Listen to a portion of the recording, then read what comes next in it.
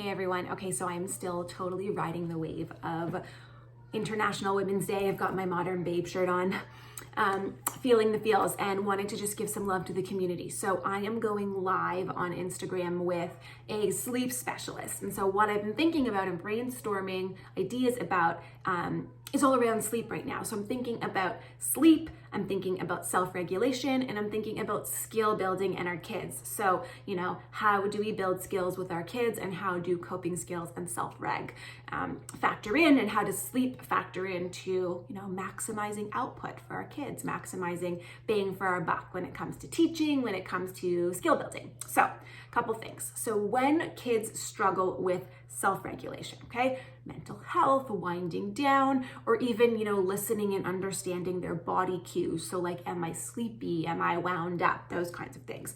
Makes falling asleep take longer, right? It requires, self-regulation to fall asleep. And what happens is, if our kids don't have self-regulation strategies, or at least don't have, super good ones, they end up relying on co-regulation. So co-regulation is that ability to regulate alongside your grown-ups. So we regulate with them. We help them relax, get back to baseline, get back to calm, or, ultimately just go lower down on their escalation continuum. Okay, so when kids don't fall asleep well, so, they're late to fall asleep, it takes them a long time to fall asleep, they stress or worry about the bedtime process because falling asleep is hard for them, maybe it's aversive or stressful,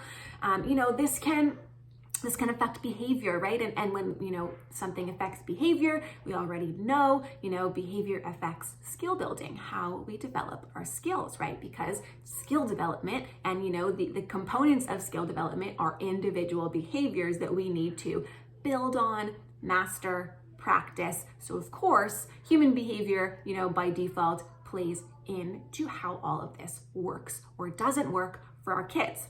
So potty training, learning the alphabet, spelling, math, dressing, all of these skills or behaviors or clusters and sequences of behavior are all impacted by sleep.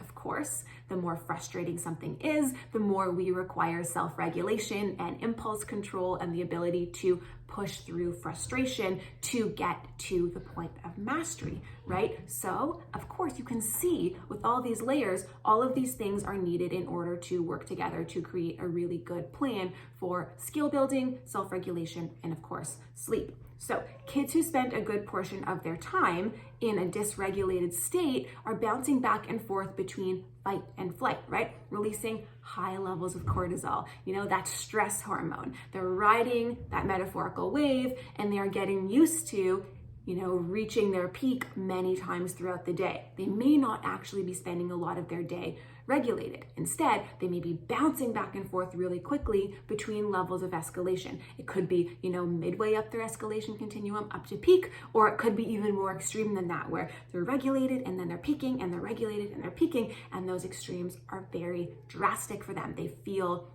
big, releases a lot of those chemicals and those hormones in your body. So all of this, of course, impacts your ability to self-regulate, to skill build, and of course, respond to and manage frustration.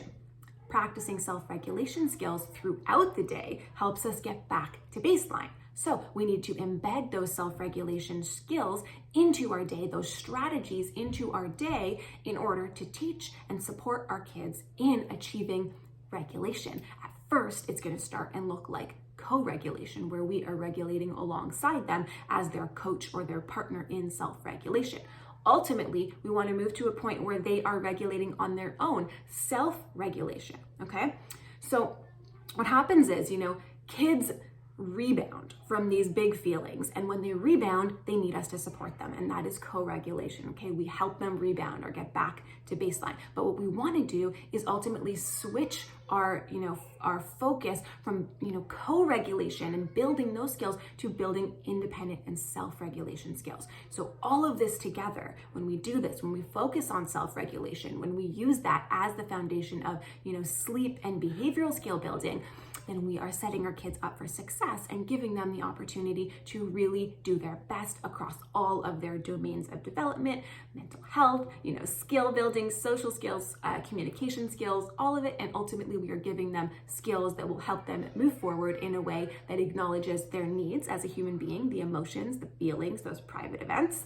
And we are also teaching them the concrete skills, okay, the practical skills, math, tying your shoes, potty training, and all of those good things that are going to help take them forward. And in so doing, we are giving them strategies that help them get a good night's sleep.